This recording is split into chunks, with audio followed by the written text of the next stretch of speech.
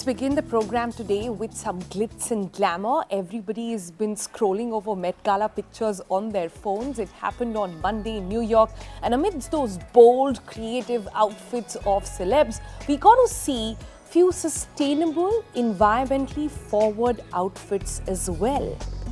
On your screens, we're showing you right now what those environmentally sustainably outfits look like. But let's show you two particular examples. We just want to take you to Amanda Seyfried. That's her on the screen right now, and she's wearing a Prada repurposed fabric gown. So Prada went into their collection from a few years ago. They took a gown and they entirely repurposed it for this occasion. The other outfit that we want to highlight for you is Charli XCX. You can see on your screens, she's wearing a gown that's made entirely of old, worn-out t-shirts that have been upcycled entirely. But what exactly is upcycling?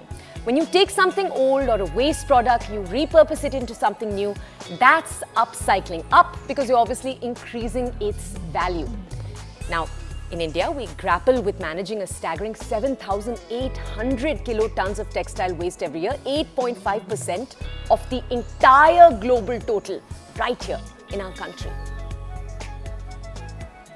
About half of that waste, around 51%, comes from discarded clothing. 42% comes from waste generated, like scraps during clothing productions as well inside of these factories. Where does all of it go? That's obviously the issue. Most textile waste ends up unused, further polluting the earth in landfills. But here on TBC, we love to see how people are coming up with ingenious solutions to tackle this huge problem. It's still a niche, but we thought we'd put the spotlight on companies that are spearheading and growing upcycling movement across India. Here's a report.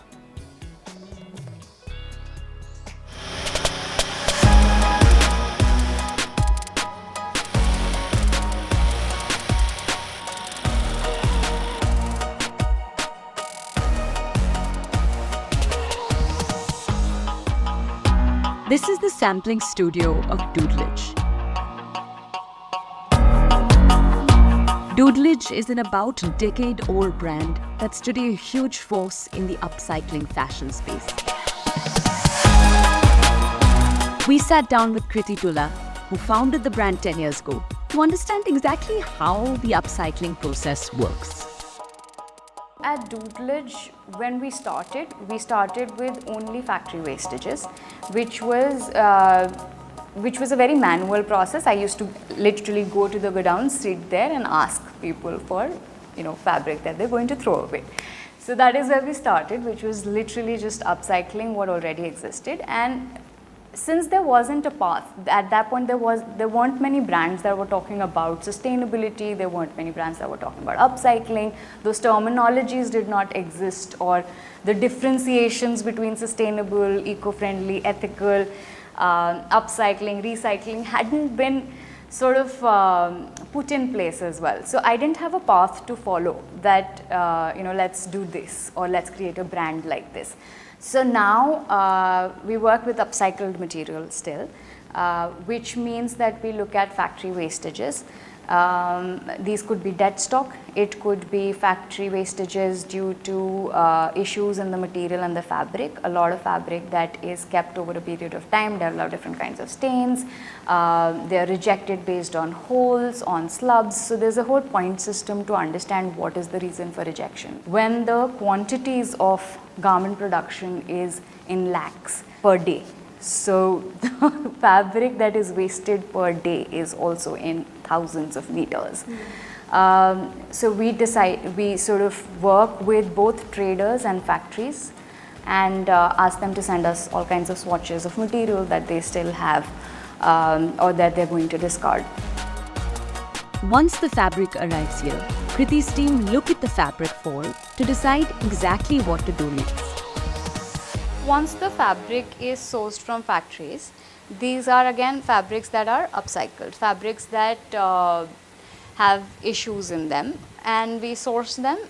We also, in upcycling, the process is the other way around. You first have to source the material that you want to upcycle, understand the fall of that material, and then do the designing part of it. It's very difficult to do it the other way around, to look for the material according to your design. So once that is done, we figure out what we want to do with it. If the fabric is too small to be done anything with in terms of the garment or creating or printing, etc., then we will do like different techniques on them to patch them together into new fabrics. Designing is a complex process. Kriti walked us through the craftsmanship and the pricing logic of the final product. This one's around 42 to 4500. Now if you see the detailing of the material was received in a shade of white, let's say, and every time it dyes slightly differently, which is when the upcycling comes into play, because we get all kinds of shades of from white to grey. And then it will go into batik, where somebody will actually hand paint the flowers on top of the product. But even then there will be some places where you will still see like the stains on the original fabric are still visible even after the dyeing and the printing, etc., has happened. So then we will go ahead and add like little embroidery details to sort of further work on the product before it goes to the market, to ensure that the quality of the product remains intact.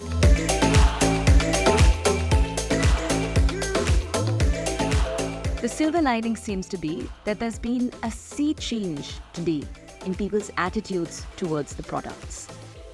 As long as I could remember, I had a pushback from both the people who were giving us their waste and the people who were buying our products. So they were happy buying the product itself, but you know, some of our products said 100% upcycled or made from waste, things like that. So that is, I think initially there was a lot of hesitation with consumer buying. You know, I really like the product, but can you remove this? Or I really like the product, but can you not put this coat on it?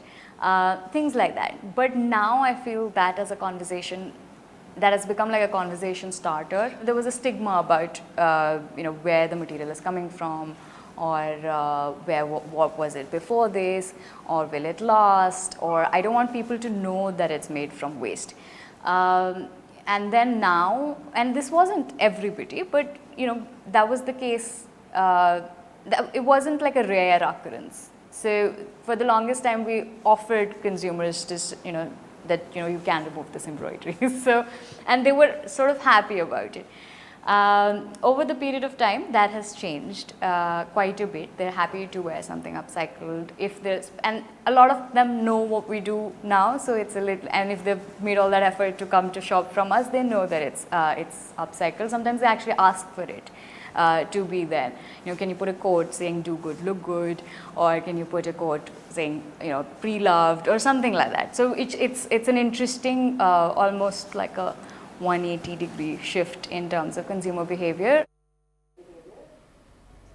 So that's been the journey of upcycling clothes all this while. We spoke to a couple of brands over there. Let's look at them in a little bit more detail now. This next story comes to us from Doodlage. It is a decade-old company who has witnessed changing in attitudes of consumers over the years.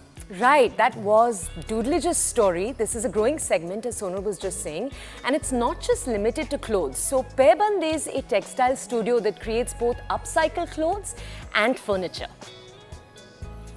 We spoke to Anita Singhal, the founder, to understand not just how the company like this is built, but also how a company gets to call itself sustainable. Are there any norms that really one need to follow over there? Let's have Ashita on to tell us a little bit more about all of this in just a few seconds. Ashita is joining us here. Ashita, good morning. Thank you for joining us on TBC. Ashita, walk us through where this idea came from. So this was my graduation project. I was studying fashion design, and then, like in my classroom, I realized that a batch of 30 students were generating so much of scrap, and suddenly, you know, the entire floor was filled with waste. And I think that was the awakening moment for me, in the sense that I started doing my research.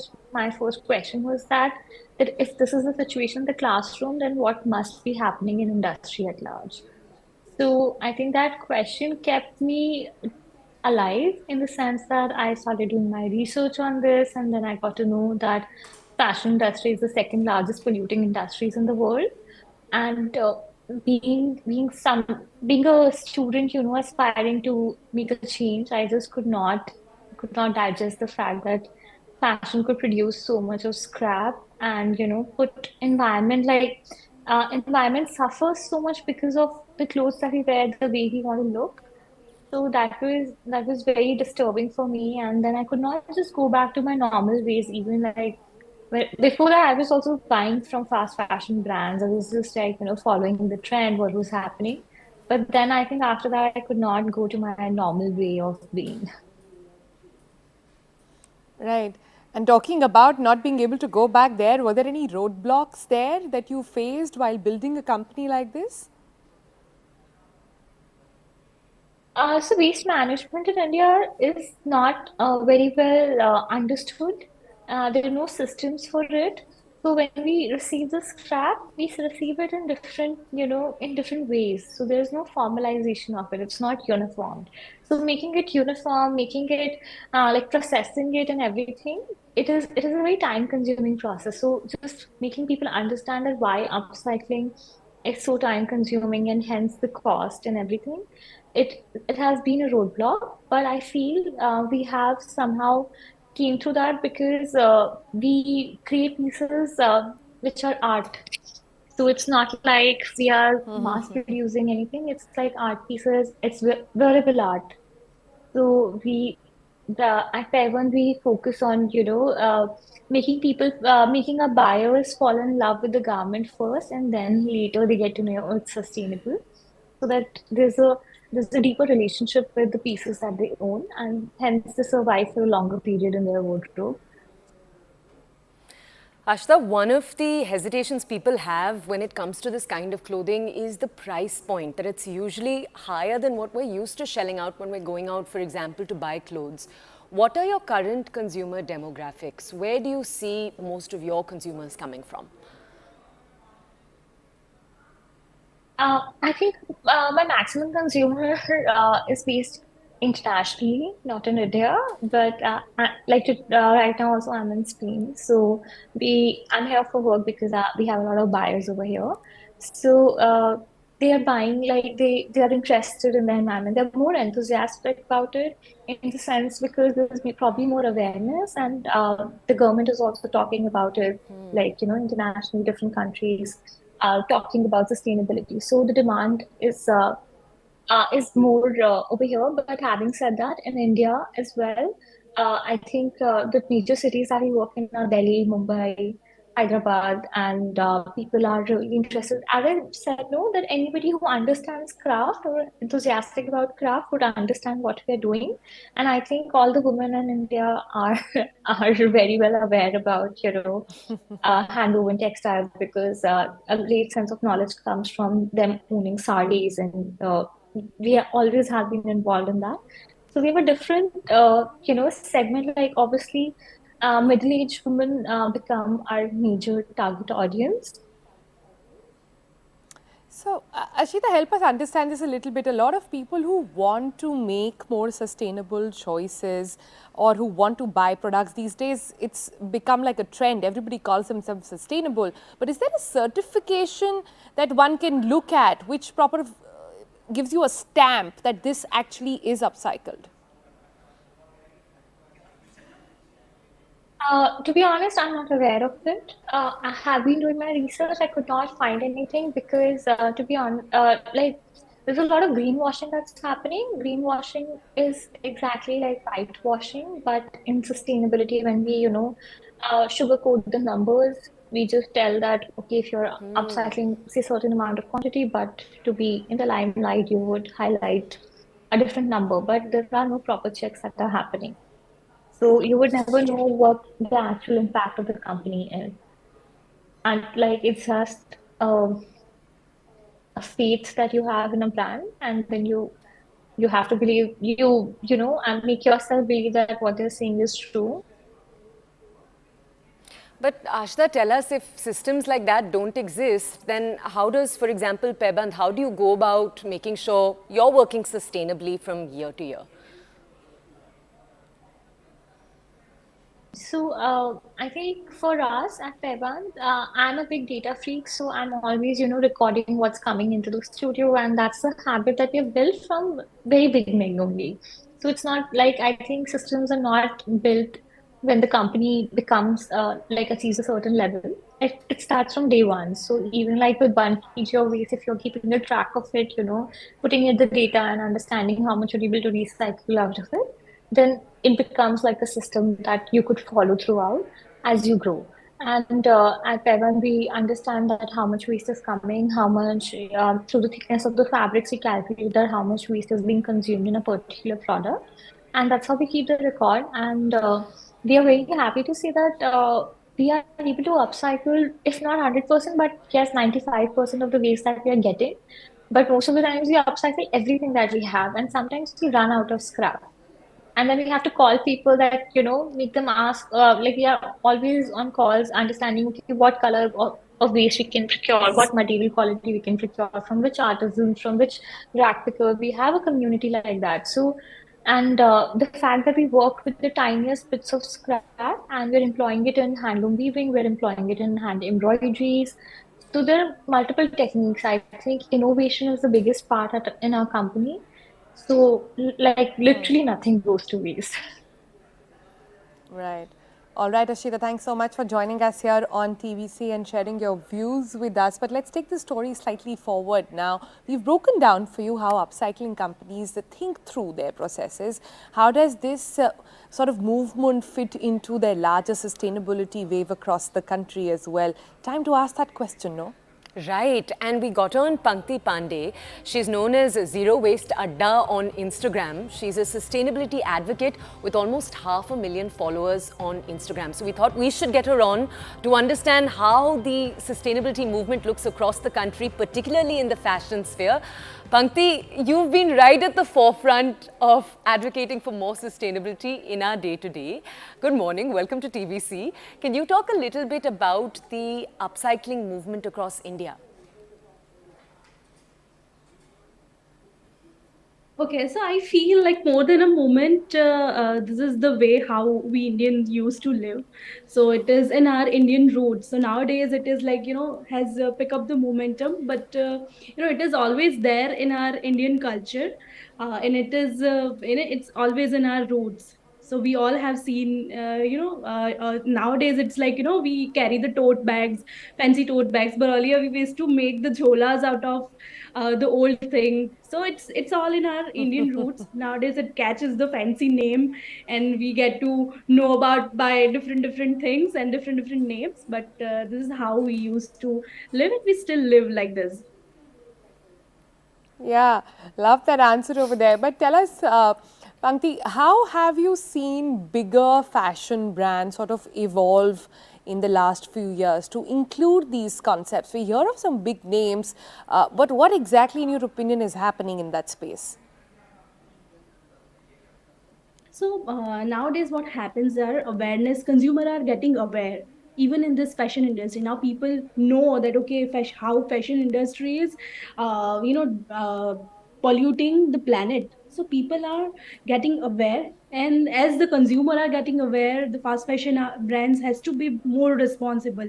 So I have seen in past few years, like big fast fashion brand, they are into like they are using the recycled material instead of using the new material. They say like 98% material is recycled. So rather than using the new material, rather than burning the new resources, they are reusing the things. They are using the old clothes fiber to generate the new clothes. They use plastics to make the soles, and they are into, they are committing more to use renewable energies on and all.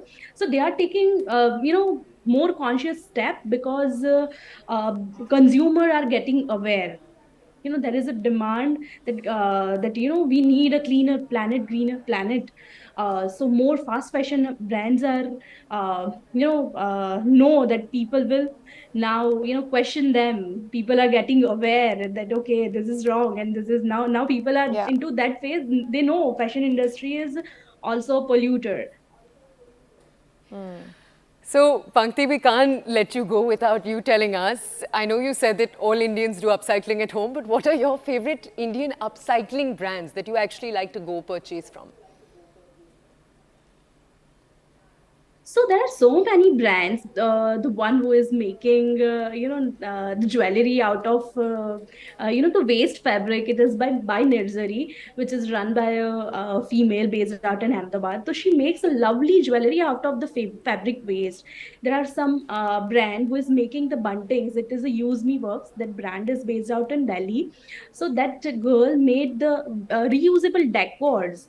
So look at the impact, rather than using the balloons or plastic decor. You just buy that decor made out of the fabric waste, the textile waste, and you can reuse it. Like, for I personally have used it for 10 events in my house. So they have a huge impact. There are so many brands who is making the cloth out of it. They upcycle, and it look really beautiful, because upcycling, and that's why they are costly, because they pay designer a good thing. They pay the artisan a good salary. So that's why they are copy. The fast fashion brands copy everything. So they don't have to. That's why the clothes are cheap, because they don't have to pay a good talent. But slow fashion Yeah. invest in people. They pay a good designer. They pay a good amount to the artisan. So that's why the price difference is there. But the brands, the upcycle brands, are doing really very nice. All right, Pankaj, thanks so much for joining us over there. And keep doing what you're doing. Keep sending us tips on how to upcycle and do our bit at home to ensure that we are also contributing, in this journey. On that note, we're going to slip into